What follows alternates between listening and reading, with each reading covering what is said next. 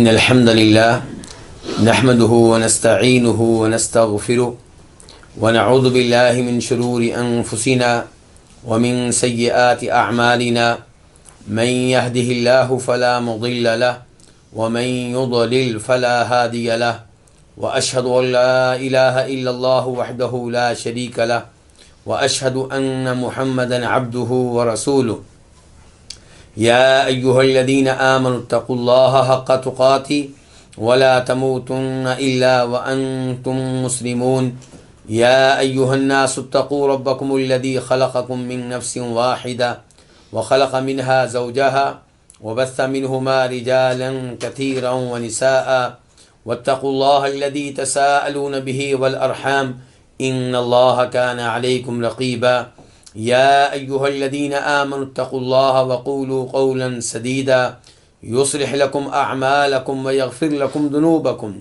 ومن يطع الله ورسوله فقد فاز فوزا عظيما أما بعد فإن خير الحديث كتاب الله وخير الهدي هدي محمد صلى الله عليه وسلم وشر الأمور محدثاتها وكل محدثة بدعة وكل بدعة ضلالة وکل ضلالۃ فی النار۔ امام بربہاری رحمہ اللہ اپنی مشہور و معروف کتاب شرح السنہ میں ارشاد فرماتے ہیں، اور یہ اس کتاب کا مسئلہ نمبر 31 ہے، 31۔ اس میں کہتے ہیں کہ وَمَنْ خَرَجَ عَلَى إِمَامٍ مِنْ أَئِمَّةِ الْمُسْلِمِينَ فَهُوَ خَارِجِيٌّ وَقَدْ شَقَّ عَصَى الْمُسْلِمِينَ وَخَالَفَ الْآثَارَ وَمِيتَتُهُ مِيتَةُ الْجَاهِلِيَّةِ۔ اور جو کوئی مسلمانوں کے حکمرانوں میں سے کسی بھی حکمران کے خلاف خروج کرے تو وہ خارجی ہے، یقیناً اس نے مسلمانوں کے اتحاد کو توڑ ڈالا ہے، اور اس نے نبی علیہ الصلوۃ والسلام کی احادیث کی مخالفت کی ہے، اور اس کی موت جاہلیت کی موت ہوگی۔ گزشتہ دروس میں بھی اسی موضوع پہ گفتگو ہو رہی تھی، یعنی کہ وقت کے حکمران کی اطاعت کی جائے اور بغاوت سے، خروج سے اجتناب کیا جائے، البتہ اس کے وہ احکام جو شریعت کے خلاف ہوں ان میں اس کی اطاعت نہیں کی جائے گی، لیکن اس کا مطلب یہ نہیں ہے کہ اس کے کسی ایک یا دو یا 10 یا 20 یا 30 یا 40 غلط احکام کی وجہ سے، غلط آرڈرز کی وجہ سے آپ اس کے خلاف علم بغاوت بلند کر دیں، ہمیں اس کی اجازت نہیں ملتی۔ اور یہاں پہ امام بربہاری یہی بیان کر رہے ہیں، یہی وعدے کر رہے ہیں کہ جو کوئی مسلمانوں کے حکمرانوں میں سے کسی بھی حکمران کے خلاف خروج کرے تو وہ خارجی ہے۔ یہاں پہ پہلا سوال یہ پیدا ہوگا کہ اس کا کیا مطلب ہے کہ مسلمانوں کے حکمرانوں میں سے کسی بھی حکمران کے خلاف، کیا مسلمانوں کا حکمران ایک ہوتا ہے یا کئی ایک ہوتے ہیں؟ تو جواب یہ ہے کہ مسلمانوں کا حکمران پوری دنیا میں ایک ہی ہوتا ہے، اور نبی علیہ الصلوۃ والسلام کے زمانے میں ایسا ہی تھا، خلفائے راشدین کے زمانوں میں بھی ایسا ہی تھا، لیکن بعد میں ایسے حالات پیدا ہوئے کہ مسلمانوں کی خلافتیں، ان کی سلطنتیں تقسیم ہو گئیں۔ ایک طرف بغداد میں عباسی خاندان کی حکومت تھی، تو دوسری جانب اندلس میں دوسرے لوگوں کی حکومت تھی، ان لوگوں کی جن کا تعلق بنی امیہ سے تھا۔ یہ تو دو خلافتیں ہوئیں، دو سلطنتیں ہوئیں، اور ایسا زمانہ بھی آیا کہ اسلامی دنیا میں کئی ایک حکمران تھے، کئی ایک خلافتیں تھیں، کئی ایک سلطنتیں تھیں۔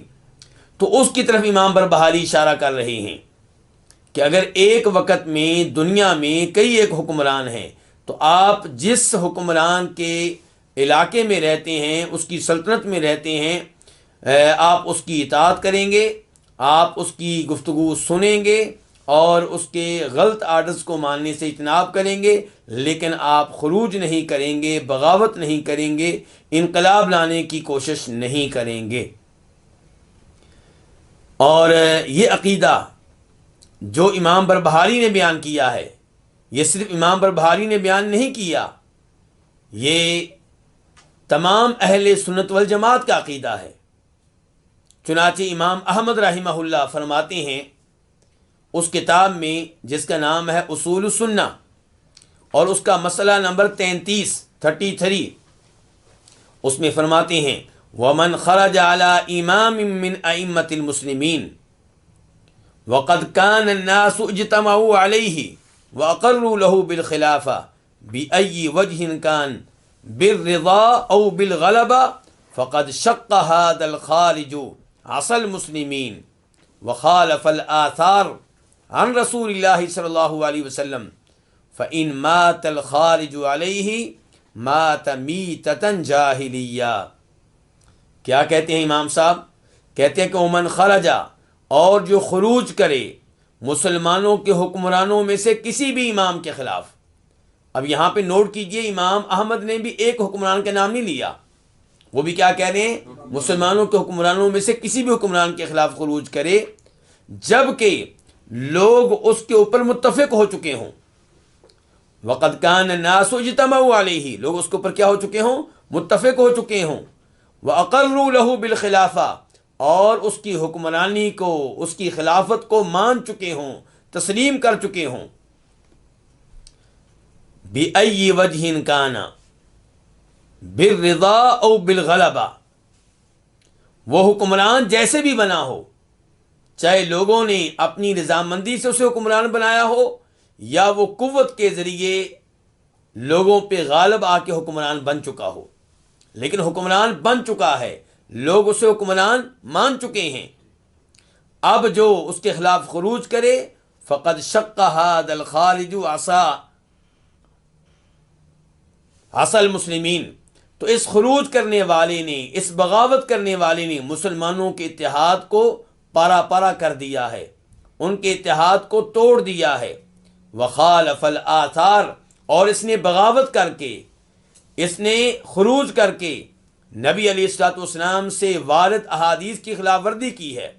وخالف الآثار عن رسول اللہ صلی اللہ علیہ وسلم فإن مات الخارج علیہ، حکمران کے خلاف یہ خروج کرنے والا اگر اسی حالت میں فوت ہو جاتا ہے تو مات میتۃ جاہلیہ، اس کی یہ موت جاہلیت کی موت ہوگی۔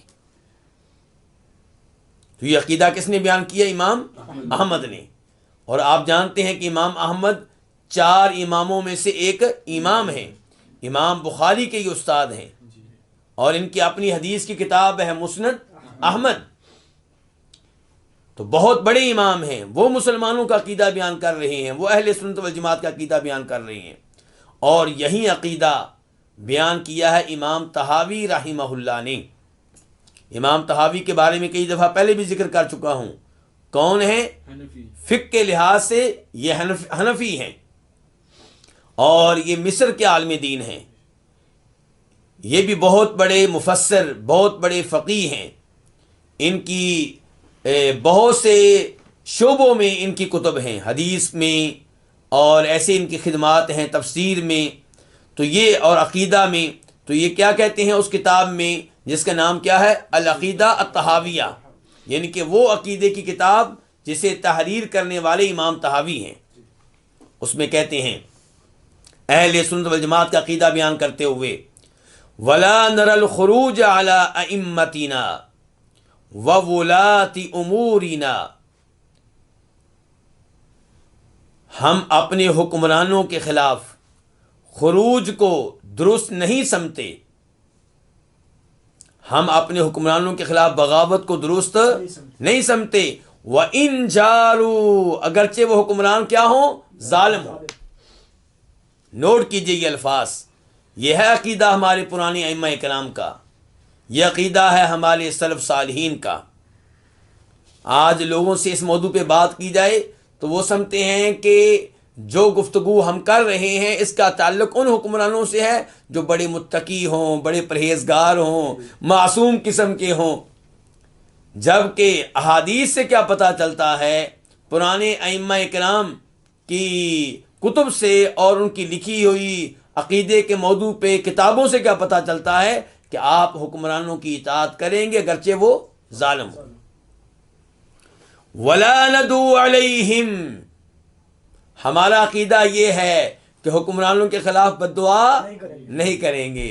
آج اسلامی دنیا میں آپ چلے جائیں، ہر تیسرا شخص آپ کو حکمرانوں کے خلاف بد دعا کرتا ہوا نظر آئے گا. اللہ کے بندے تو بد دعا کرے گا، تجھے کیا ملے گا؟ کچھ نہیں ملے گا تجھے. اگر تو دعا کرے تو تیرے دو کام ہو سکتے ہیں. نمبر ایک، اخلاص سے دعا کرے گا تو اللہ تعالیٰ کے ہاں تیری یہ دعا بطور نیکی اور عمل صالح کے لکھی جائے گی. اور دوسرے نمبر پہ ممکن ہے اللہ تعالیٰ آپ کی دعا قبول کر لیں. آپ دعا کریں کہ یا اللہ ہمارے حکمران کو نیک بنا دے، شریعت نافذ کرنے کی توفیق دے، اسے عدل و انصاف کرنے والا بنا دے. ہو سکتا ہے آپ کی دعا قبول ہو جائے، دنیا میں آپ کا فائدہ ہو جائے، آپ کا نہیں تو آپ کے بچوں کا ہو جائے گا، آپ کے آئندہ نسلوں کا فائدہ ہو جائے گا. تو دعا کے فائدے ہیں. حکمرانوں کے خلاف بد دعا کریں گے تو آپ کا کوئی فائدہ ہونے والا نہیں ہے. میں نے پہلے بھی ذکر کیا تھا کہ امام احمد بن حنبل رحمہ اللہ نے کتنے بادشاہوں سے مار کھائی ہے؟ 3 بادشاہوں سے.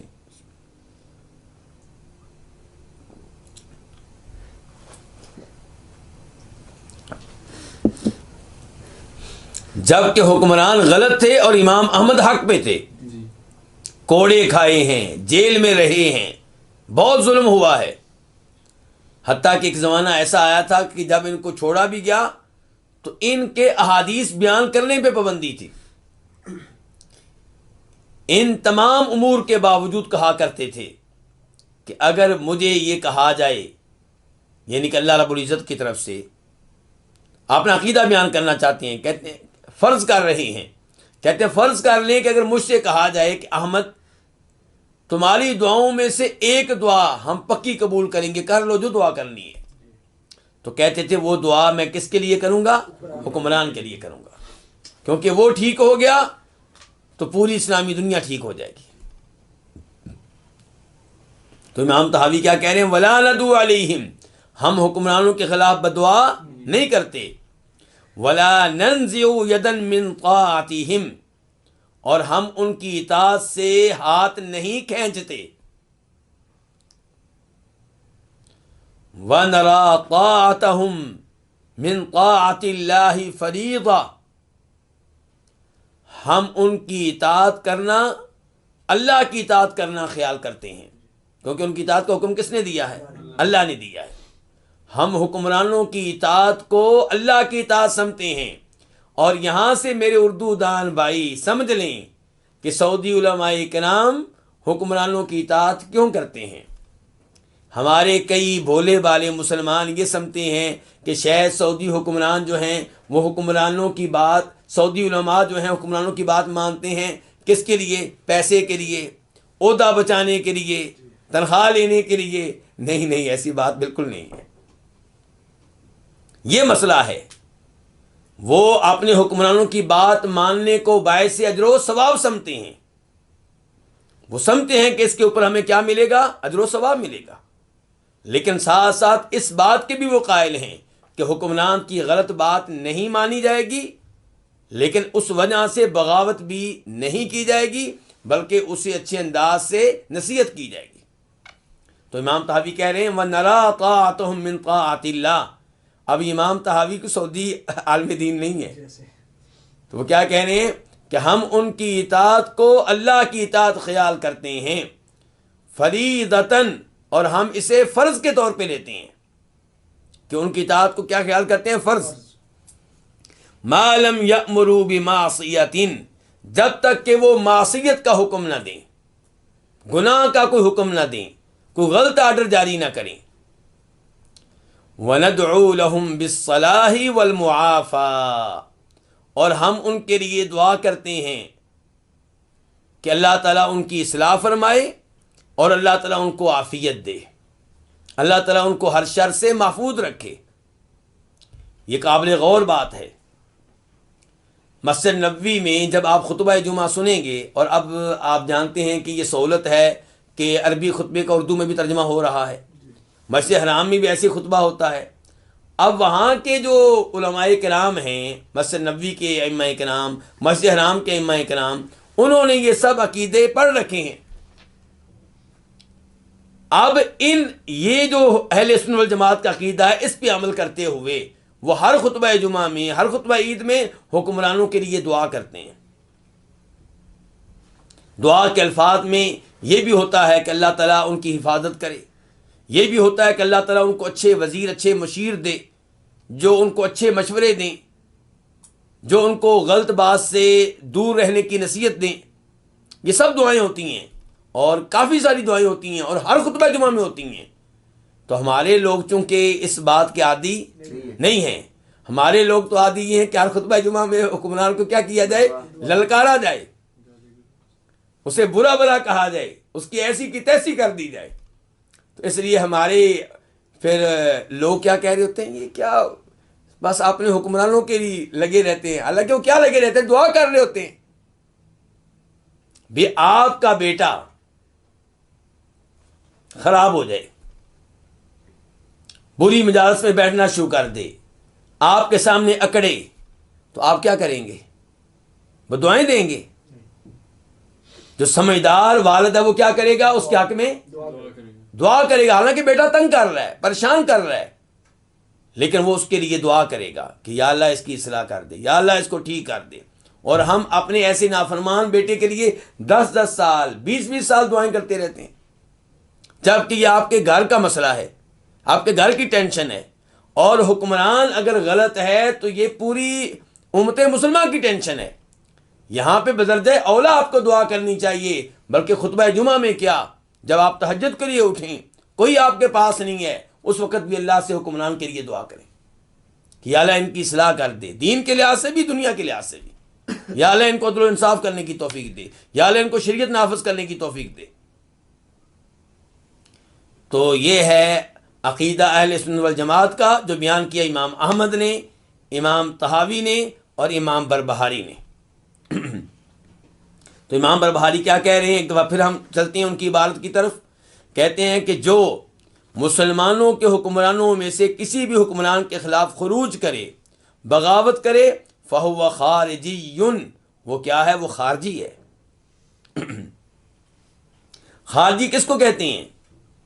خارجی وہ ہے جو وقت کے حکمرانوں کے خلاف خروج کرے اور یہ اعلان کر دے کہ میں ان کی اطاعت نہیں کروں گا، میں ان کی بات نہیں مانوں گا. کیوں؟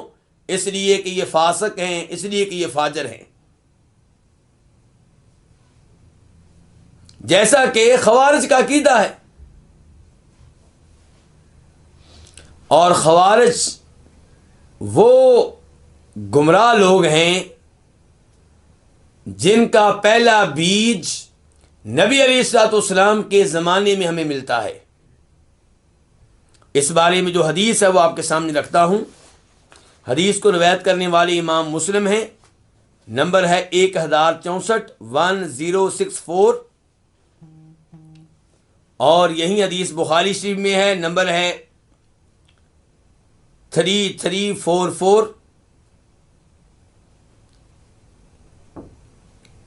لیکن جو الفاظ میں آپ کے سامنے رکھوں گا یہ مسلم شریف کے ہوں گے. راوی ہیں ابو سعید خدری رضی اللہ تعالی عنہ. کہتے ہیں بعث علی وهو بالیمن بذهبۃ فی تربتها الی رسول اللہ صلی اللہ علیہ وسلم، کہ جناب علی رضی اللہ تعالیٰ عنہ نے یمن سے کچھ گولڈ، کچھ سونا بھیجا نبی علیہ الصلوۃ والسلام کی طرف، اور یہ سونا، یہ گولڈ ابھی تک مٹی میں تھا، ابھی تک صاف نہیں ہوا تھا. فقسمها بین اربعہ، نبی کریم صلی اللہ علیہ وسلم نے اس گولڈ کو تقسیم کیا کن میں؟ اپنی بیویوں میں نہیں، کن میں؟ 4 لوگوں میں. یعنی کہ دیکھیے کہ نبی علیہ الصلوۃ والسلام کس قدر مال سے دور رہنے والے تھے، لیکن لوگوں میں تقسیم کرنے والے تھے. لیکن تقسیم کیا صرف 4 لوگوں میں. کون کون؟ بین 4 نفر، الاقرع ابن حابس الحنظلی، اقرع بن حابس حنظلی. نمبر 2 عیینہ بن بدر فزاری، نمبر 3 علقمہ بن علاثہ عامری، نمبر 4 زید الخیر الطائی۔ کتنے لوگ ہو گئے؟ 4۔ یہ چاروں لوگ اپنے اپنے قبائل کے، اپنی اپنی فیملیوں کے سربراہ ہیں، صاحب حیثیت ہیں، اپنے اپنے معاشرے میں ان کا ایک مقام و مرتبہ ہے۔ نبی علیہ الصلوۃ والسلام ان کو مال کیوں دے رہے ہیں؟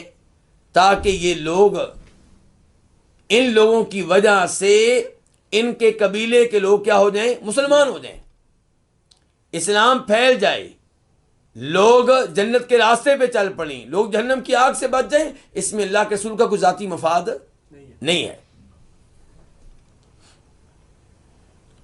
ابو سعید خدری کہتے ہیں فغاضبت قریش، قریش کے لوگوں نے اس بات کو محسوس کیا۔ یہ 4 قریش کے لوگ نہیں تھے جن کو دیا ہے؟ یہ نجدی ہیں 4۔ یہ 4 کون ہیں؟ نجدی ہیں، تو یہ قریشی نہیں ہے۔ تو قریشیوں نے اس بات کو محسوس کیا، انہوں نے فغضبت قریش فقالوا، انہوں نے کہا ایعطی صنادید نجد ویدعنا، کہ نبی صلی اللہ علیہ وسلم نجد کے سرداروں کو دے رہے ہیں اور ہمیں نظر انداز کر رہے ہیں۔ فقال رسول اللہ صلی اللہ علیہ وسلم، تو تب فرمایا نبی کریم صلی اللہ علیہ وسلم نے انی انما فعلت ذلک لأتألفہم، میں نے یہ کام ان لوگوں کی، ان 4 لوگوں کی تالیف قلب کے لیے کیا ہے، تاکہ اسلام کی محبت ان کے دلوں میں بیٹھ جائے، تاکہ اسلام کی محبت ان کے دلوں میں گھر بنا لے۔ فجاء رجل، تو ایک آدمی آیا، کس اللحیتی، گھنی داڑھی والا، مشرف الوجنتین، ابھرے ہوئے رخساروں والا، غائر العینین، دھنسی ہوئی آنکھوں والا، ناطع الجبینی، اور اٹھی ہوئی پیشانی والا، محلوق الرأسی، منڈے ہوئے سر والا۔ فقالت، اس نے کہا اتق اللہ یا محمد، اے محمد اللہ سے ڈرو۔ نعوذ باللہ من ذالک، نصیحت کر رہا ہے کس کو؟ نبی کریم صلی اللہ علیہ وسلم کو۔ کہنا یہ چاہتا ہے کہ آپ نے جو مال تقسیم کیا ہے اس میں آپ نے عدل و انصاف سے کام نہیں لیا۔ ابو سعید خدری کہتے ہیں فقال رسول اللہ صلی اللہ علیہ وسلم، تو فرمایا نبی کریم صلی اللہ علیہ وسلم نے فَمَن يُطِعِ اللَّهَ إِنْ عَصَيْتُهُ، اگر میں اللہ کی بات نہ مانوں، اللہ کے حکم کی خلاف ورزی کروں، تو پھر کون ہے جو اللہ کی اطاعت کرے گا؟ میں ہی تو سب سے بڑھ کر اللہ کی اطاعت کرنے والا ہوں۔ پھر کہا اَيَأْمَنُونِي عَلَىٰ أَهْلِ الْأَرْضِ وَلَا تَأْمَنُونِ، اللہ رب العزت مجھے زمین پہ بسنے والے لوگوں کے معاملے میں امین قرار دیتے ہیں، اور تم مجھے امین نہیں سمجھتے ہو، امانت دار نہیں سمجھتے ہو، تم کیا سمجھتے ہو میں خیانت کر رہا ہوں؟ ثم ادبر الرجل، پھر وہ آدمی واپس چلا گیا۔ فاستأذن رجل من القوم، تو لوگوں میں سے ایک آدمی نے نبی علیہ السلام سے اجازت مانگی، کس بات کی؟ فی قتلہ، اس کو قتل کرنے کی، کہ اس کی یہ جرت آپ کے بارے میں ایسے الفاظ کہے، ہمیں اجازت دیں، ہم اس کو قتل کرتے ہیں۔ یرون انہ خالد بن الولید، علماء کرام کا یہ خیال ہے، صحابہ کرام کا یہ خیال ہے، تابعین کا یہ خیال ہے کہ وہ آدمی جو اجازت مانگ رہا تھا کہ میں اس کو قتل کروں، وہ کون تھے؟ خالد بن ولید تھے۔ فقال رسول اللہ صلی اللہ علیہ وسلم، تب فرمایا تھا نبی کریم صلی اللہ علیہ وسلم نے ان من ضئض ھذا قوما یقرؤون القرآن، اس آدمی کی جنس سے ایک ایسی قوم ہوگی یقرؤون القرآن، جو قرآن کی تلاوت کیا کریں گے۔ لوگ خارجی لوگوں کی عبادت سے بہت متاثر ہوتے ہیں، یعنی کہ اگر کسی اسلامی ملک میں ایسے لوگ پائے جاتے ہیں جو بم دھماکے کرتے ہیں، بم دھماکوں میں اپنی مسلمان فوج کو اڑاتے ہیں، پولیس والوں کو بم دھماکے میں اڑاتے ہیں، بازاروں میں بم دھماکے کرتے ہیں، معصوم لوگوں کو بم دھماکوں میں اڑا دیتے ہیں، لیکن ہمارا عام آدمی کیا سمجھتا ہے کہ یہ مجاہد ہیں، بڑی نیکی کرتے ہیں، بہت نمازیں پڑھتے ہیں، بڑی تلاوتیں کرتے ہیں، بڑے اذکار کرتے ہیں، گناہوں سے دور رہتے ہیں۔ سنیں ذرا الفاظ نبی کریم صلی اللہ علیہ وسلم کے، کن کے بارے میں؟ خارجیوں کے بارے میں۔ فرمایا اس آدمی کی جنس سے اس جیسے لوگ آئیں گے جو قرآن کی تلاوت کریں گے لیکن لا یجاوز حناجرہم، یہ قرآن ان کے حلق سے نیچے نہیں اترے گا۔ یقتلون اہل الاسلام، یہ لوگ مسلمانوں کو قتل کریں گے، وَيَدَعُونَ أَهْلَ الْأَوْثَانِ، اور بت پرستوں کو چھوڑ دیں گے۔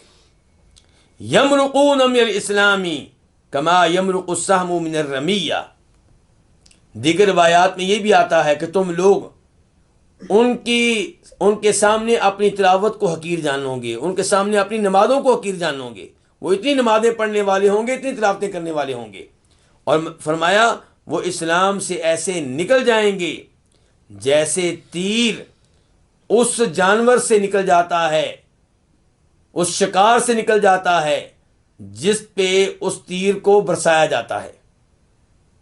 یعنی کہ تیر نکل جاتا ہے اس کے جسم کو کراس کر کے، اور تیر کو آپ چیک کریں گے اس کے اوپر کوئی بوٹی نہیں ہوگی، کوئی گوشت نہیں ہوگا، کوئی خون نہیں ہوگا۔ گویا کہ اس شکاری جانور نے جس کو شکار کیا گیا ہے اس تیر کے اوپر کوئی اپنا اثر نہیں ڈالا، ایسے ہی یہ لوگ دین اسلام سے نکل جائیں گے، دین ان کے اوپر کوئی اثر نہیں ڈالے گا، دین کا ان کے اوپر کوئی اثر نظر نہیں آئے گا۔ لئن ادرکتہم، فرمایا اگر یہ لوگ مجھے مل گئے، میرے زمانے میں آئے، تو لأقتلنہم قتل عاد، میں ان کو ایسے قتل کروں گا جیسے قوم عاد کو ہلاک کیا گیا، تباہ کیا گیا۔ تو یہ ہے آغاز کن کا؟ خوارج کا۔ تو اس سے آپ اندازہ لگا سکتے ہیں کہ خوارج کیسے لوگ ہوتے ہیں اور لوگ کیسے ان سے متاثر ہوتے ہیں۔ عام لوگ سمجھتے ہیں کہ یہ بڑے نیک ہیں۔ آپ دیکھیں یہ تنظیم ایک سامنے آئی تھی، اس کا نام کیا تھا؟ داعش۔ جب داعش سامنے آئی تو دنیا کے اکثر مسلمان علماء کرام اور نمازیں پڑھنے والے، تہجدوں کا اہتمام کرنے والے، وہ ان سے متاثر ہوئے، ان سے کیا ہوئے؟ لیکن اللہ جزائے خیر دے سعودی علماء کرام کو، انہوں نے ان کے فتنے کو ان کے آغاز میں ہی بانپ لیا، سمجھ لیا، خبردار کر دیا شروع سے ہی کہ یہ اچھے لوگ نہیں ہیں۔ اور اچھے لوگ کیسے ہو سکتے ہیں؟ جو داعش کا سربراہ تھا اس کو پہلا خطبہ آپ سنیں، پہلا خطبہ اس نے دیا ابو بکر صدیق کی نقل کرتے ہوئے، ان کے اکثر الفاظ لیے کہ میں تم پہ خلیفہ بنا دیا گیا ہوں جبکہ میں اس کا اہل نہیں ہوں، میں اس کا اہل نہیں ہوں۔ تو اللہ جزائے خیر دے شیخ عبد المحسن العباد جو 90 سال کے ہیں، 85 سال کے مسجد نبوی میں درس دیتے ہیں، انہوں نے اس کے خطبے کا تذکرہ کیا اور کہا بالکل تو نے یہی ایک سچ کہا ہے کہ تو خلافت کے لائق نہیں ہے، تو اس کا حقدار نہیں ہے، یہی ایک سچ ہے جو تو نے کہا ہے۔ یعنی کہ وہ آدمی، اس میں خیر کیسے ہو سکتی ہے جو پہلے خطبے میں کیا اعلان کر رہا ہے؟ سعودیہ پہ حملہ کرنے کے بارے میں، سعودیہ میں جو حکومت قائم ہے اس کو گرانے کے بارے میں، یعنی کہ اس کو پوری دنیا میں سب سے برے حکمران جو محسوس ہوئے، سب سے برا ملک جو محسوس ہوا، وہ کیا محسوس ہوا؟ سعودیہ۔ کہ جہاں پہ توحید ہے، جہاں پہ حدود نافذ ہیں، جہاں پہ شریعت نافذ ہے، کمیاں کوتاہیاں ہونے کے باوجود وہ ملک تمام ممالک سے بہتر ہے، تو وہ سب سے پہلے اس کی اصلاح کی بات کر رہا ہے، اس میں خیر کیسے ہوگی؟ تو کہنے کا مطلب یہ ہے، میں بار بار کہنا یہ چاہ رہا ہوں کہ لوگ ایسے لوگوں سے بہت جلدی متاثر ہو جاتے ہیں۔ ہمارا خصوصاً نوجوان طبقہ جن میں دین کی محبت ہوتی ہے اور ہونی چاہیے، لیکن وہ ایسے فتنے کا حصہ بن جاتے ہیں۔ خارجیوں کی دو بڑی علامتیں، دو بڑی نشانیاں۔ نمبر 1، مسلمان حکمرانوں کے خلاف خروج کرنا، بغاوت کرنا اور انہیں ان کا تختہ الٹنے کی کوشش کرنا۔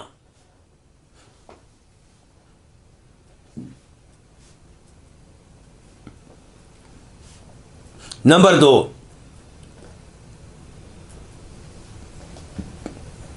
کبیرہ گناہوں کے ارتکاب کی وجہ سے مسلمانوں کو کافر قرار دینا۔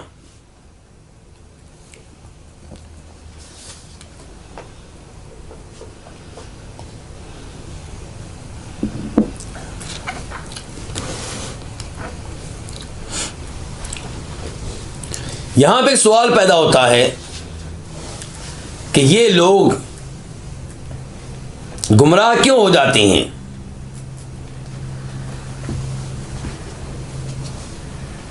تو جواب یہ ہے غلو کی وجہ سے۔ کس کی وجہ سے؟ غلو کی وجہ سے۔ دین کے معاملے میں حد سے آگے نکل جانا، اور نبی علیہ الصلوۃ والسلام نے غلو سے دور رہنے کے بارے میں تعلیمات دی ہیں۔ چنانچہ آپ فرماتے ہیں ایاکم والغلو فانما اہلک من کان قبلکم الغلو۔ غلو سے بچ کر رہنا، کسی معاملے میں حد سے آگے نکل جانا، اس سے بچ کر رہنا تم سے پہلی قوموں کو غلو نے برباد کر دیا، تباہ کر دیا تھا۔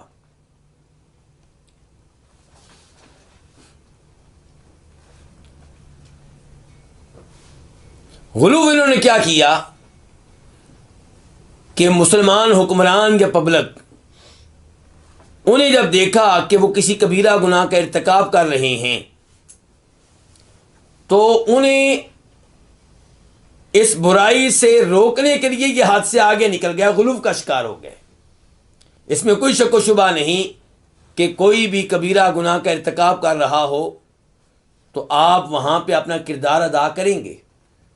اگر آپ طاقت کا استعمال کر سکتے ہیں، آپ کے پاس کوئی بڑا عہدہ ہے، یا آپ اپنے گھر میں برائی دیکھتے ہیں اور آپ گھر کے سربراہ ہیں، یا آپ کسی آفس کے سربراہ ہیں اور برائی کو آپ طاقت کے ذریعے ختم کر سکتے ہیں تو طاقت کے ذریعے ختم کریں۔ اگر آپ کے بس میں یہ نہیں ہے تو آپ زبان کے ذریعے اس برائی سے لوگوں کو بچانے کی کوشش کریں۔ اگر اس کی استطاعت نہیں ہے تو کم از کم اس برائی کو اپنے دل میں برا جانیں، اور یہ ایمان کا آخری درجہ ہے۔ تو یہ کام ہر مسلمان کو کرنا چاہیے، اور اگر کبیرہ گناہوں کا ارتکاب مسلمان حکمران کر رہے ہوں تو انہیں نصیحت علیحدگی میں کریں، یا انہیں لیٹر لکھیں، کوئی اچھا طریقہ استعمال کر لیں جس طریقے کے ذریعے امید ہو کہ وہ سدھر جائیں گے، وہ آپ کی نصیحت کو قبول کر لیں گے۔ لیکن برائی پہ انکار کرتے ہوئے، برائی سے روکتے ہوئے، برائی کے خلاف مہم چلاتے ہوئے آپ اس حد تک آگے نکل جائیں کہ مسلمان حکمرانوں کے خلاف علم بغاوت بلند کر دیں، انقلاب کا نعرہ لگا دیں، اور پبلک میں سے جو کبیرہ گناہوں کا ارتکاب کرے اسے آپ کافر قرار دیں، یہ غلو ہے۔ یہ کیا ہے؟ غلو ہے، اور اسی غلو سے منع کیا تھا نبی صلی اللہ علیہ وسلم نے۔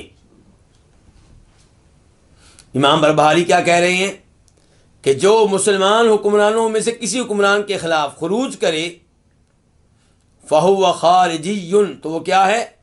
وہ خارجی ہے۔ وَقَدْ شَقَّ عَصَى الْمُسْلِمِينَ، اور یقیناً اس نے مسلمانوں کے اتحاد کو توڑ ڈالا ہے۔ وَخَالَفَ الْآثَارَ، اور اس نے احادیث کی مخالفت کی ہے۔ کون سی احادیث کی؟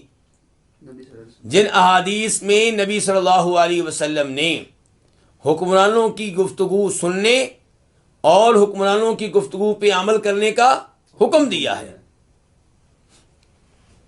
وَمِيتَتُهُ مِيتَةُ الْجَاهِلِيَّةِ، اور ایسے شخص کی موت کون سی موت ہوگی؟ جاہلیت کی موت ہوگی۔ آئیے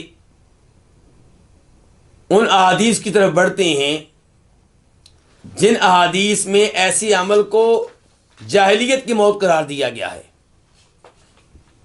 پہلے نمبر پہ حدیث ابن عباس رضی اللہ تعالی عنہ،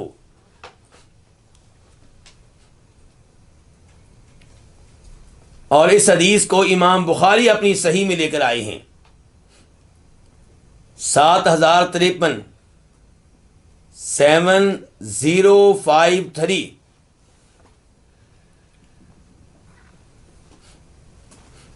اور اسی حدیث کو امام مسلم بھی روایت کرتے ہیں، اور نمبر ہے 1849 1849۔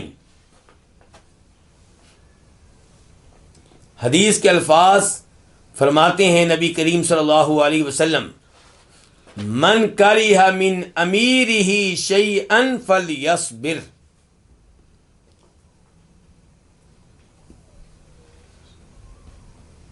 جو اپنے حکمران میں کوئی ایسی چیز دیکھے جو غلط ہو، جو شریعت کے خلاف ہو، ایسی چیز دیکھے جو ظلم و زیادتی پہ مبنی ہو، فلیصبر، تو وہ کیا کرے؟ صبر کرے۔ اللہ کے رسول خروج کرنے کا حکم نہیں دے رہے، یہ نہیں کہہ رہے کہ بغاوت کا علم بلند کر دو، یہ نہیں کہہ رہے کہ انقلاب لے آؤ۔ ہمارے یہاں کہا جاتا ہے نا کہ وہ شاعر بڑا انقلابی شاعر ہے، اور انقلابی شعراء کن کو کہا جاتا ہے؟ جو اپنے شعروں میں حکومت کا تختہ الٹنے کی ترغیب دیں، اس پہ ابھاریں، جبکہ اللہ کے رسول کیا کہہ رہے ہیں؟ صبر۔ فرمایا کہ جو اپنے حکمران میں کوئی چیز دیکھے، یعنی کہ جس کو ناپسند کرتا ہو، تو وہ کیا کرے؟ صبر کرے۔ فَإِنَّهُ مَنْ خَرَجَ مِنَ السُّلْطَانِ شِبْرًا مَاتَ مِیتَةً جَاہِلِیَّةً، کیونکہ جس نے سلطان کے خلاف، حکمران کے خلاف، بادشاہ وقت کے خلاف ایک بالشت بھی خروج کیا، ایک بالشت بھی بغاوت کی، یعنی کہ معمولی سی بھی بغاوت کی، وہ جاہلیت کی موت مرے گا۔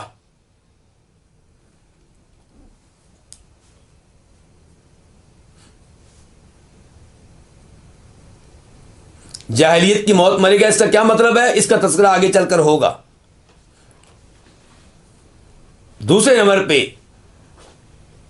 جناب ابو ہریرہ رضی اللہ عنہ کی حدیث، یعنی کہ جسے وہ روایت کرتے ہیں نبی صلی اللہ علیہ وسلم سے،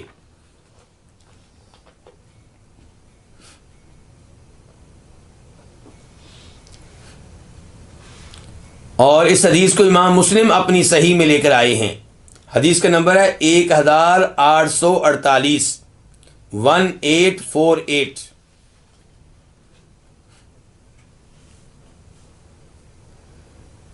فرمایا نبی کریم صلی اللہ علیہ وسلم نے، من خرج من الطاعة وفارق الجماعة فمات مات میتة جاہلیہ۔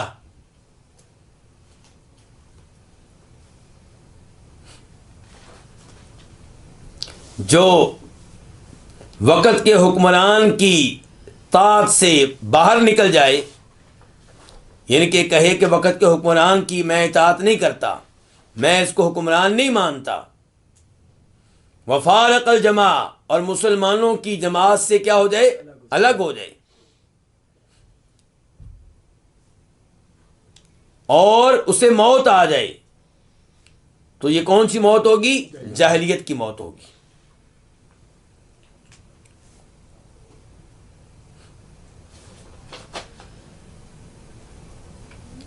وَمَنْ قَاتَلَ تَحْتَ رَایَةٍ عُمِّیَّةٍ يَغْضَبُ لِعَصَبَةٍ أَوْ يَدْعُو إِلَىٰ عَصَبَةٍ او ینصر عصبۃ فیقتل فقتلۃ جاہلیۃ.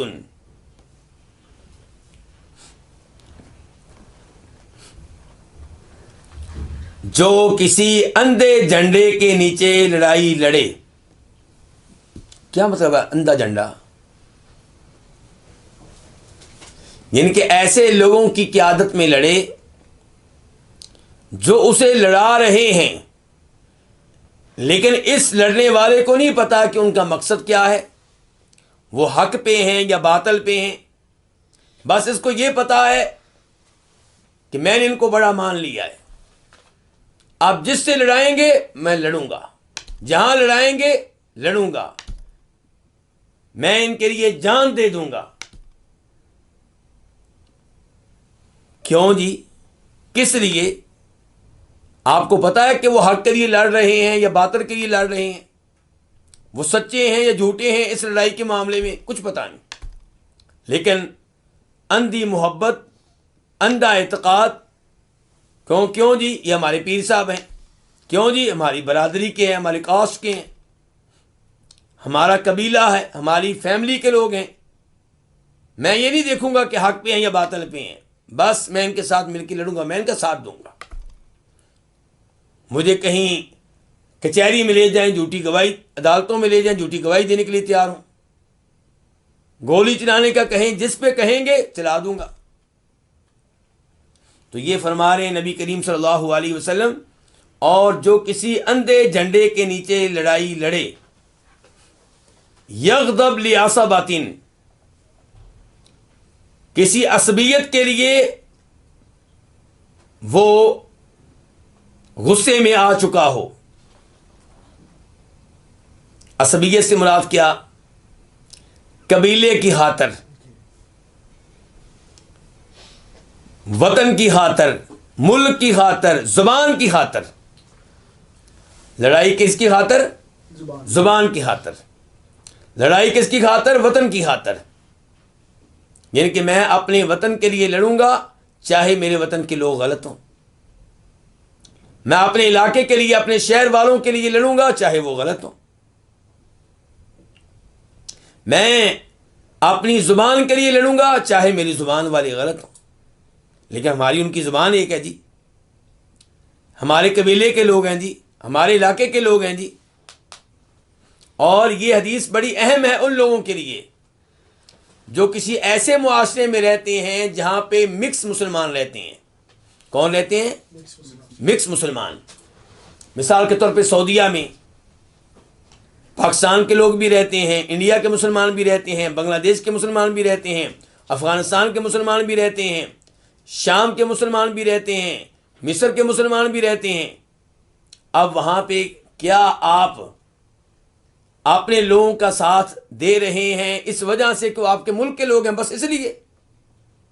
کبھی گفتگو ہو جاتی ہے، کبھی کوئی لڑائی ہو جاتی ہے، کبھی کوئی مسئلہ ہو جاتا ہے، تو آپ اس لیے ساتھ دے رہے ہیں کہ یہ آپ کے ہم زبان ہیں یا آپ کے ملک کے ہیں. تو یہ اسلام اس انداز کو پسند نہیں کرتا. تو فرمایا کہ جو لڑائی لڑے، اور ایسے ہی میں نے پہلے مثال کس کی دی؟ سعودیہ کی. ایسے ہی لوگ دبئی میں رہتے ہیں، کئی ممالک کے لوگ، ایسے ہی یورپ میں، لندن وغیرہ میں، انگلینڈ میں رہتے ہیں کئی ممالک کے مسلمان لوگ. تو وہاں پہ پتہ چلتا ہے کہ کون ہے جو اسلام کو اہمیت دیتا ہے، اللہ کے رسول کو اہمیت دیتا ہے، اور کون ہے جو اپنے وطن کو اہمیت دیتا ہے، اور اپنی زبان کو اہمیت دیتا ہے، اور اپنے قبیلے کو اہمیت دیتا ہے. تو فرمایا کہ جو لڑے کسی اندھے جھنڈے کے نیچے اس حال میں کہ وہ عصبیت کے لیے ناراض ہو، یہ او یدو یا عصباتن، یہ عصبیت کے لیے بلا رہا ہو، یعنی کہ لوگوں سے کہے کہ بھئی اپنی زبان کا ساتھ دو، اپنے قبیلے کا ساتھ دو، چاہے وہ غلط ہیں، چاہے وہ باطل پہ ہیں. او ینصر عصباتن، یا اپنی قوم کی مدد کر رہا ہو، فیقتل، تو اس کاج کی خاطر، اس مقصد کے لیے لڑتے ہوئے وہ قتل کر دیا جائے، تو اس کی موت کون سی ہوگی؟ جاہلیت کی موت. جبکہ اس کے ساتھی کیا کہتے ہیں؟ یہ شہید ہے جی. وہ کیا کہتے ہیں جی؟ یہ شہید ہے جی. اپنی قوم کے لیے آواز اٹھاتے ہوئے کیا ہو گیا؟ یہ شہید ہو گیا.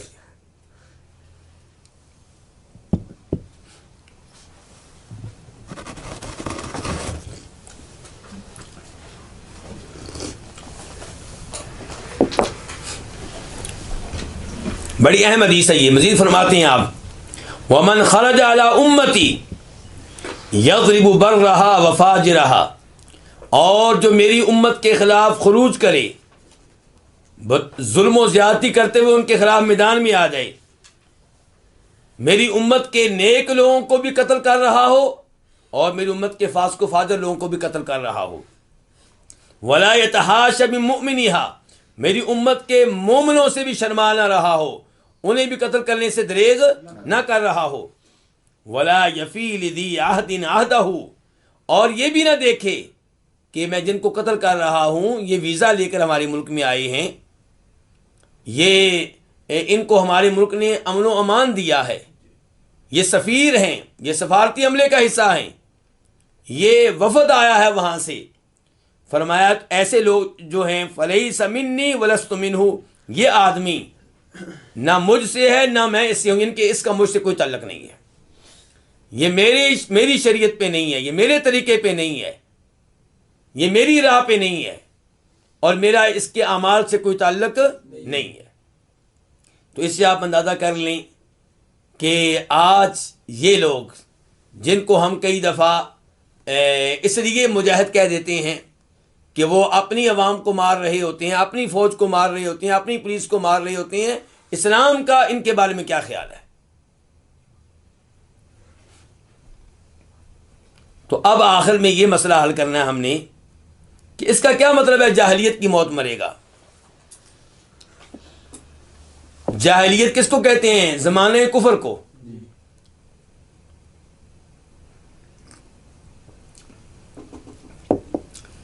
اس کا مطلب یہ نہیں ہے کہ وہ کافر ہے. اگر وہ کلمہ پڑھتا تھا، توحید کے اوپر تھا، اس نے کوئی اور کفریہ کام نہیں کیا، تو اس کام کی وجہ سے ہم اس کو کافر نہیں کہیں گے.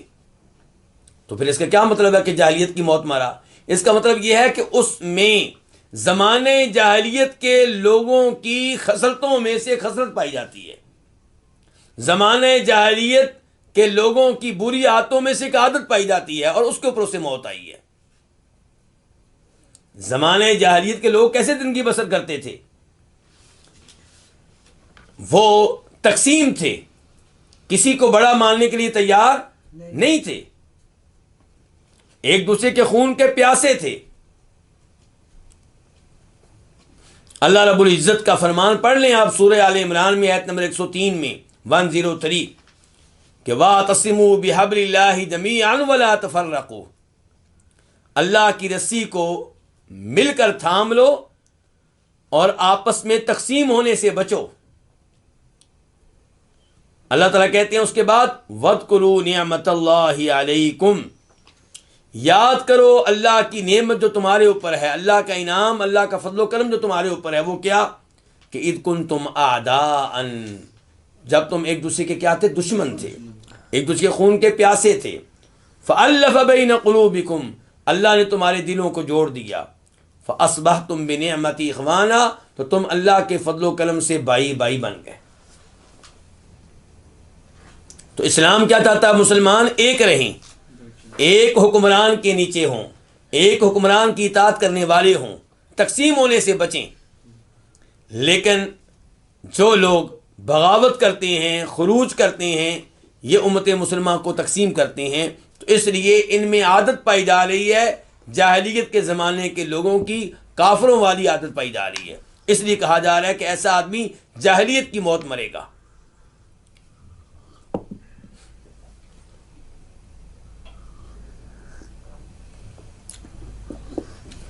تو ہم ایسے شخص پہ کفر کا فتویٰ نہیں لگائیں گے، لیکن ہم یہ بھی نہیں کہہ رہے کہ وہ پکا جنتی ہے، ایسا بھی نہیں ہے. یعنی کہ بہت بڑا جرم ہے جس کا وہ ارتکاب کر رہا ہے اور وہ خطرے میں ہے، اللہ کی مشیت کے تحت ہے. اللہ چاہیں تو اس کو عذاب دیں اور چاہیں تو اللہ تعالیٰ اس کو معاف کر دیں. اس کے بعد مسئلہ نمبر 32، امام بربہاری رحمہ اللہ کہتے ہیں ولا يحل قتال السلطان ولا الخروج علیہ وان جار، کہ وقت کے حکمران سے لڑنا جائز نہیں ہے۔ سلطان کا معنی آپ کیا کریں گے؟ وقت کا حکمران، بادشاہ، حاکم،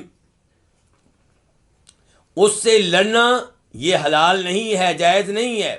ولا الخروج علیہ، اور نہ ہی اس کے خلاف بغاوت جائز ہے، خروج جائز ہے۔ وَإِن جَارَ، اگرچہ وہ کیا ہو؟ اگرچہ وہ ظلم کرے، اگرچہ وہ ظالم ہو۔ وَذَلِكَ لِقَوْلِ رسول اللہ صلی اللہ علیہ وسلم لأبی ذر الغفاری، اور یہ اس لیے کہ نبی علیہ الصلوۃ والسلام نے فرمایا تھا ابو ذر غفاری سے، اصبر، ابو ذر صبر کرنا، وَإِن كَانَ عَبْدًا حَبَشِيًّا، اگرچہ تمہارا حکمران حبشی غلام ہو۔ وَقَوْلُهُ لِلْأَنصَارِ، اور اس لیے کہ نبی علیہ الصلوۃ والسلام نے انصاری صحابہ کرام سے کہا تھا اصبروا، صبر کرنا، حتی تلقونی علی الحوض، یہاں تک کہ تمہاری مجھ سے ملاقات کہاں پہ ہو؟ حوض کوثر پہ ہو۔ ولیس من السنتی قتال السلطان، وقت کے حکمران سے لڑنا یہ سنت کے مطابق نہیں ہے، یہ احادیث سے ثابت نہیں ہوتا، یہ اہل سنت والجماعت کا عقیدہ نہیں ہے۔ فإن فیہ فساد الدنیا والدین، وقت کے حکمران کے خلاف بغاوت کریں تو اس میں دینی لحاظ سے بھی خرابی ہے اور دنیاوی لحاظ سے بھی خرابی ہے، فساد ہے یہ دنیا کا بھی اور دین کا بھی۔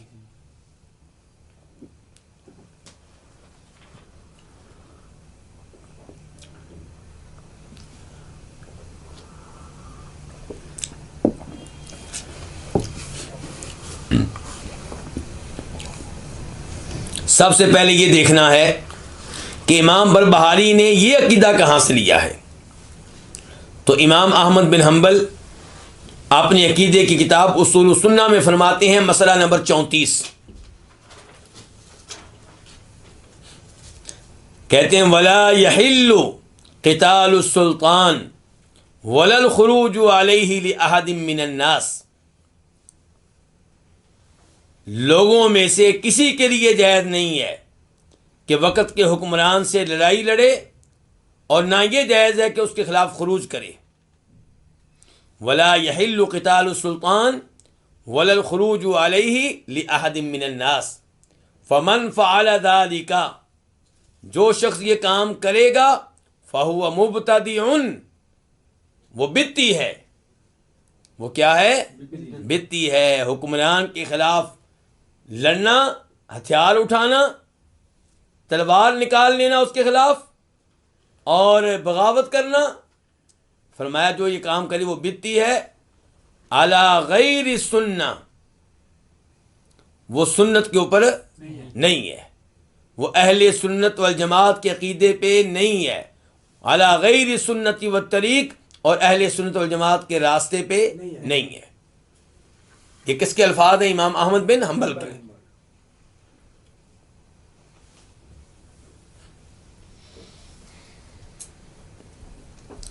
تو یہاں پہ امام بربہاری نے اور امام احمد نے واضح کر دیا کہ وقت کے حکمران کے خلاف لڑنا جائز نہیں ہے، اس کے خلاف خروج جائز نہیں ہے، بغاوت جائز نہیں ہے۔ وَإِن جَارَ، اگرچہ وہ ظلم و زیادتی کرے۔ اور میں پہلے یہ حدیث ذکر کر چکا ہوں مسلم شریف کی، جس میں فرماتے ہیں نبی کریم صلی اللہ علیہ وسلم کہ اگرچہ تمہارا حکمران تمہاری پشت پہ کیا مارے؟ کوڑے مارے، اور تمہارا مال چھین لے، تب بھی کیا کرو؟ اس کی اطاعت کرو، تب بھی اس کی بات مانو۔ اور یہاں پہ حوالہ دیا امام بربہاری نے جناب ابو ذر غفاری کی حدیث کا۔ ابو ذر غفاری کون ہیں؟ جن کا نام ہے جندب بن جنادہ، جندب بن جنادہ۔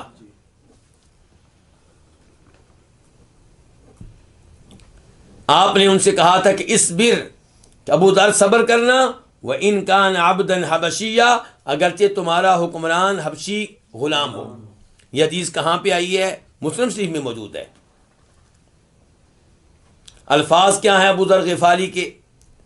کہتے ہیں کہ ان خلیلی اوصانی، بے شک میرے خلیل صلی اللہ علیہ وسلم نے مجھے وصیت کی۔ خلیل کس کو کہتے ہیں؟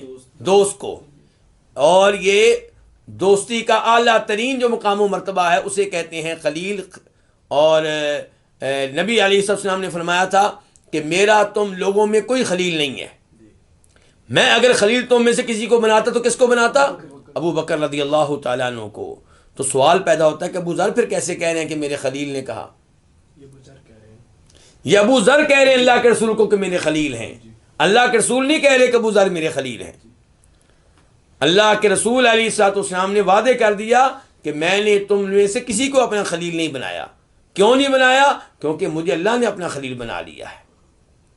جیسے اللہ تعالیٰ نے ابراہیم علیہ السلام کو اپنا کیا بنا لیا تھا؟ خلیل بنا لیا تھا۔ البتہ صحابہ اکرام یہ کہا کرتے تھے کہ آپ ہمارے خلیل ہیں۔ تو ابو ذر غفاری کہہ رہے ہیں ان خلیلی اوصانی، میرے خلیل صلی اللہ علیہ وسلم نے مجھے وصیت کی ہے۔ کیا وصیت کی ہے؟ کہ ان اسمع و اطیع، میں اپنے حکمران کی بات سنوں، و اطیع اور اس کی اطاعت کروں، اس کی بات مانوں، اس پہ عمل کروں۔ وَإِن كَانَ عَبْدًا، چاہے وہ غلام ہو، مجدع الاطراف، غلام بھی ایسا جس کا کان کٹا ہوا ہو یا جو ناک کٹا ہو، ایسا حکمران ہو۔ ایک تو حبشی ہے، دوسرے نمبر پہ غلام ہے، تیسرے نمبر پہ شکل ایسی ہے ناک کٹنے کی وجہ سے یا کان کٹنے کی وجہ سے کہ دیکھنا ممکن نہیں ہے، کیونکہ ایک تو حبشی ہے وہ، اور ایک ہے غلام، اور ایک ناک کٹا ہے یا کان کٹا ہے۔ ایسا حکمران بن جائے اس کی بھی فرمایا اطاعت کرنی ہے۔ آپ اندازہ کریں، اور حدیث کس کتاب کی ہے؟ مسلم شریف کی۔ آپ یہ نہیں کہہ سکتے کہ ضعیف ہے۔ اور نمبر کیا ہے؟ 1837، 1837۔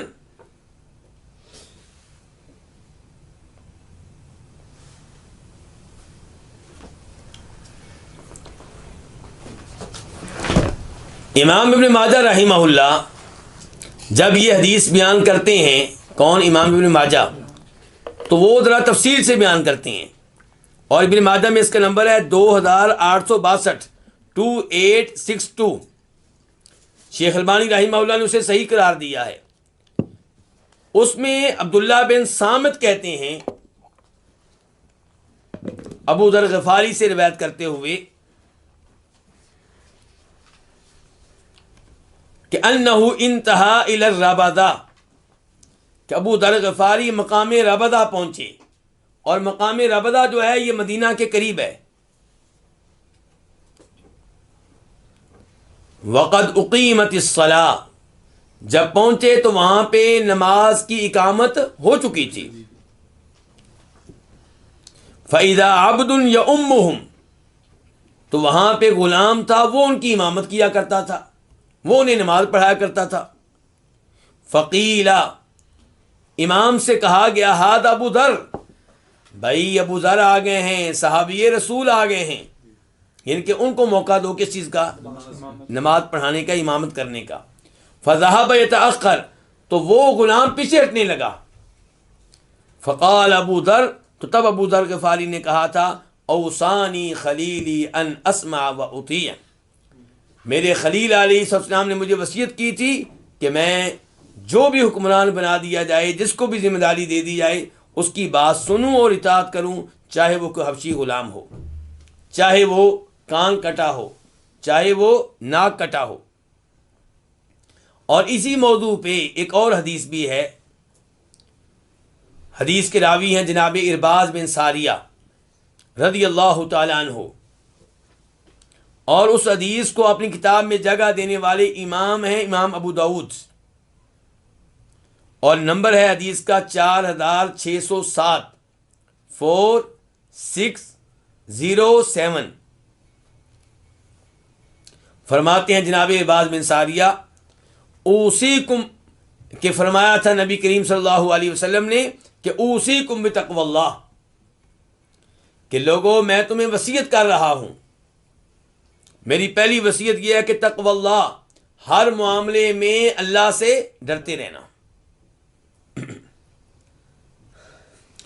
متقی بن جاؤ، تقوی اختیار کرو، تقوی اپنا لو، والسمع والطاعہ، میری دوسری وصیت یہ ہے کہ تمہارا حکمران جو بھی ہو اس کی گفتگو دھیان سے سننا اور اس کی بات ماننا، اس پہ عمل کرنا، وَإِنْ عَبْدًا حَبَشِيًّا، چاہے وہ کیا ہو، حبشی غلام ہو۔ یہاں پہ بھی آپ کہہ رہے ہیں کہ آپ کا حکمران چاہے حبشی غلام ہو، تب بھی آپ نے اس کی بات سننی ہے اور ماننی ہے اور اس پہ عمل کرنا ہے۔ فَإِنَّهُ، اور یہاں سے ایک سبق حاصل کریں، ہم پڑھ چکے ہیں گزشتہ درس میں کہ حکمران کس قبیلے سے ہونے چاہیے، قریشیوں میں سے، لیکن وہاں پہ میں نے وضاحت کی تھی کہ حکمران مقرر کرنے سے پہلے کوشش کریں کہ کسی قریشی کو بنایا جائے، لیکن اگر کوئی غیر قریشی حکمران بن جاتا ہے تو اس وجہ سے بغاوت کرنے کی اجازت نہیں ہے کہ تم قریشی نہیں ہو۔ آپ دیکھ رہے ہیں اللہ کے رسول خود فرما لیں کہ چاہے تمہارا حکمران کون ہو، حبشی غلام ہو، اس کا مطلب ہے کہ حدیث والا معیار اس میں موجود نہیں ہے۔ پھر بھی فرمایا اس کی اطاعت کرنی ہے، اس کی بات سننی ہے، اس کے آرڈر پہ عمل کرنا ہے۔ آپ کہتے ہیں فَإِنَّهُ مَن يَعِشْ مِنكُم بَعْدِي، کیونکہ تم میں سے جو لوگ میرے بعد زندگی پائیں گے، رہیں گے، زندہ ہوں گے، فَسَيَرَىٰ اخْتِلَافًا كَثِيرًا، وہ میری امت میں بہت سا اختلاف دیکھیں گے۔ تو آپ نے کہا ہے کہ اس موقع پہ حکمران کی اطاعت کرنی ہے۔ اس کے بعد امام بربہاری کیا فرماتے ہیں، وَقَوْلُهُ لِلْأَنصَارِ، حکمران سے لڑنے کی اجازت نہیں ہے، خروج کرنے کی اجازت نہیں ہے، بغاوت کرنے کی اجازت نہیں ہے۔ اس کے دلائل میں سے ایک دلیل تھی حدیث ابو ذر غفاری۔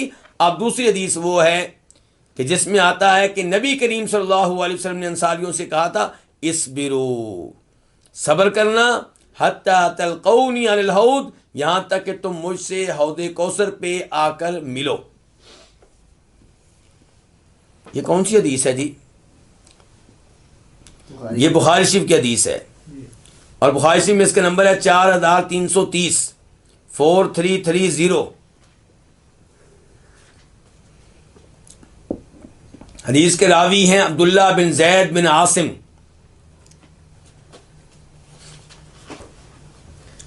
یہ وہ حدیث ہے جو آپ لوگوں نے کئی دفعہ سنی ہوگی، بس میں تھوڑا سا اشارہ کر دوں کہ نبی صلی اللہ علیہ وسلم نے جنگ حنین سے فارغ ہونے کے بعد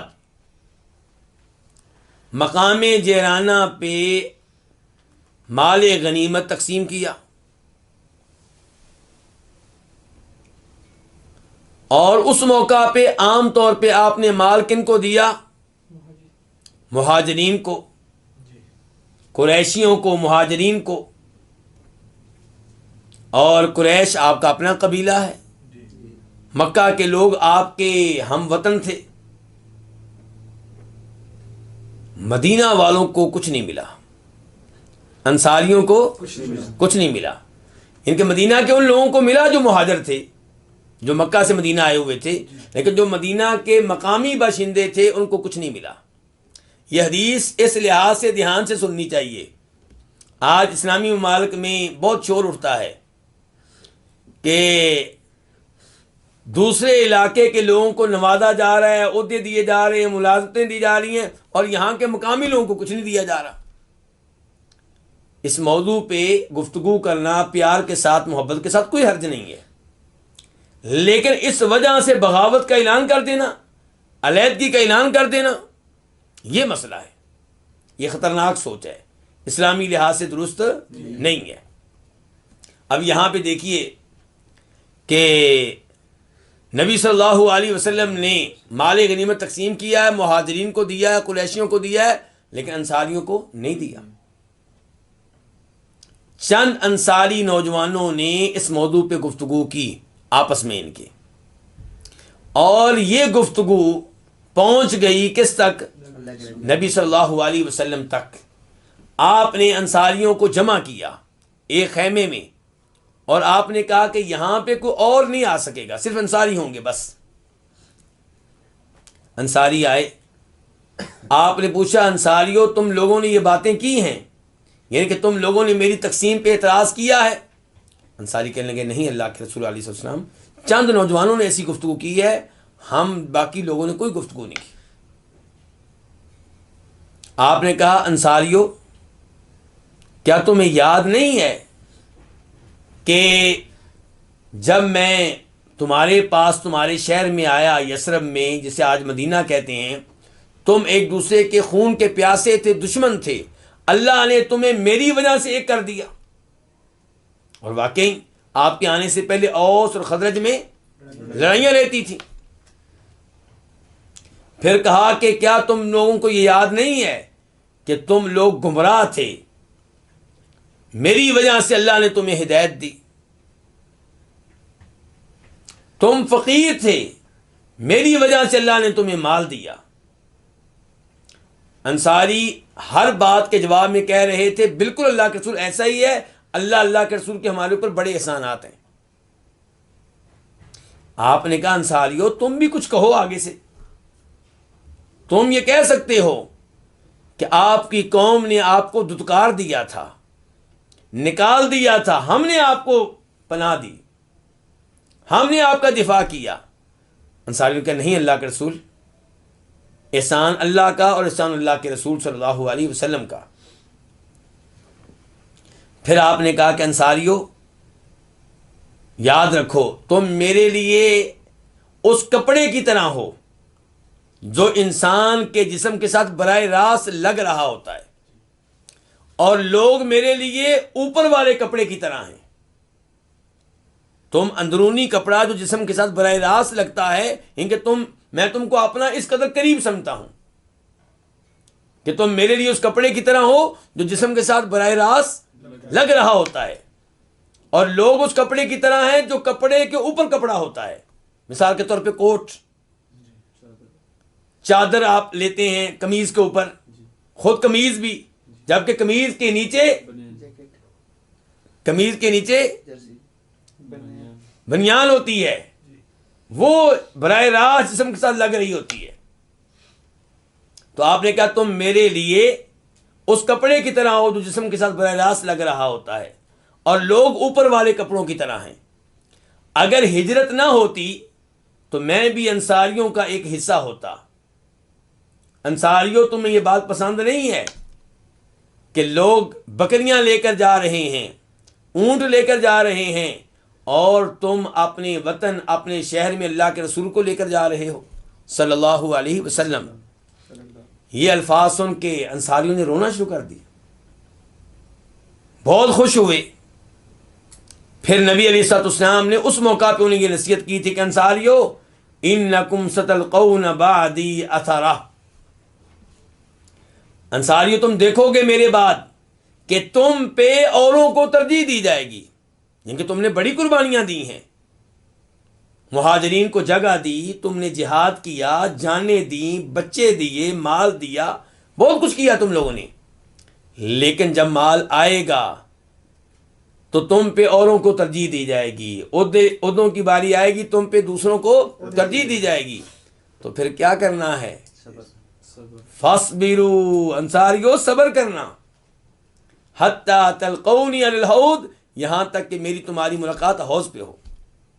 تو آپ نے یہ درس نہیں دیا کہ اپنے حقوق کے لیے علم بغاوت بلند کر دینا، آپ نے کیا سبق دیا ہے؟ صبر کرنے کا۔ تو یہ ہیں آپ کے الفاظ کہ آپ نے انصاریوں سے کہا اسبروا، صبر کرنا، حتی تلقونی الحوض، یہاں تک کہ تم مجھے حوض پہ آ ملو۔ آخر میں کہتے ہیں امام بربہاری ولیس من السنتی، یہ سنت طریقہ نہیں ہے، کیا؟ قتال السلطان، وقت کے بادشاہ سے لڑنا، سلطان سے لڑنا، حاکم وقت سے لڑنا، تلوار اس کے خلاف اٹھا لینا، اسلحہ لے کے اس کے خلاف میدان میں چلے آنا، یہ سنت طریقہ نہیں ہے۔ سنت طریقہ ہے صبر کرنا۔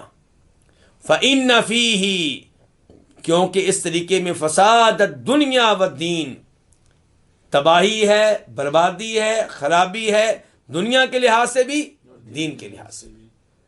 دین کے لحاظ سے کیسے؟ آخرت کے خراب ہونے کا خطرہ ہے.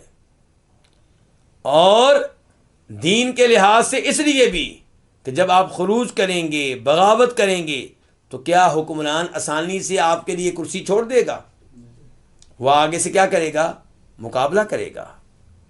مسلمان سے لڑیں گے، لوگ قتل ہوں گے، عورتیں بیوہ ہوں گی، بچے یتیم ہوں گے، امن و امان ختم ہو جائے گا، گھروں پہ ڈاکے پڑیں گے، چوریاں ہوں گی، بدماش آپ کے پلاٹوں پہ، گھروں پہ، کاروبار پہ قبضہ کریں گے، اور آپ چھڑا نہیں سکیں گے کیونکہ پولیس کا نظام ختم ہو چکا، فوج کا نظام ختم ہو چکا، فساد بپا ہو چکا، فتنہ ہی فتنہ ہے. پھر نہ آپ کی مسجدیں محفوظ ہوں گی، نہ آپ کے مدارس محفوظ ہوں گے، نہ آپ کھلے طریقے سے دعوت و تبلیغ کا کام کر سکیں گے، نہ آپ اچھے طریقے سے نمازیں قائم کر سکیں گے، خطبہ جمعہ دے سکیں گے، عید کی نماز پڑھ سکیں گے. آپ دیکھ لیں ان ممالک کی طرف جہاں پہ بغاوت کا علم بلند ہوا، خروج ہوا، وہاں پہ کتنے کتنے برے حالات ہوئے لوگوں کے. لوگ سمجھ رہے تھے کہ موجودہ بادشاہ بڑا ظالم ہے، بغاوت کرتے ہیں. بغاوت ہوئی تو جو بادشاہ تھا اس کا ظلم تو چند لوگوں کے اوپر تھا، لیکن جب اس کی بادشاہ چلی گئی، حکومت چلی گئی، پھر کیا ہوا؟ جس کی لاٹھی اس کی بھینس. ہر علاقے میں کئی بادشاہ نکل آئے، ہر گاؤں میں کئی بادشاہ نکل آئے، اور ہر طاقتور نے کمزوروں کے اوپر کیا کیا؟ ظلم کیا. عورتوں کی عزتیں لوٹی گئیں، بچے جو ہیں ان کو قتل کیا گیا، مارا گیا، اور لوگ بے وطن ہوئے، ہجرت کرنا پڑی، اپنے گھر چھوڑنے پڑے، کاروبار چھوڑنا پڑا. امام ابن تیمیہ رحمہ اللہ کی قبر کو اللہ تعالیٰ منور فرمائے، وہ اپنی کتب میں بار بار کہتے ہیں کبھی بھی کسی بغاوت کا انجام اچھا نہیں ہوا. جب بھی بغاوتیں کی گئی ہیں، خروج ہوا ہے، کہتے ہیں آپ تاریخ کے اوپر نگاہ ڈالنی، اس کے نتائج اچھے نہیں نکلے.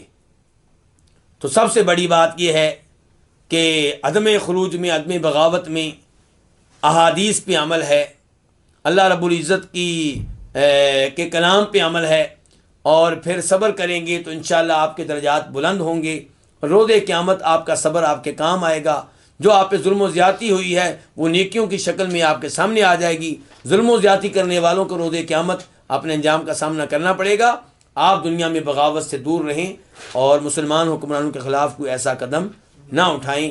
یہ وہ عقیدہ ہے. اللہ سے دعا ہے کہ اللہ تعالی ہمیں اسی عقیدے پہ موت دے، اور اللہ رب العزت تمام مسلمانوں کو یہ درست عقیدہ اختیار کرنے کی توفیق دے، اور غلط عقائد سے اللہ تعالی ہم سب کو محفوظ رکھے. وآخر دعوانا الحمدللہ رب العالمین.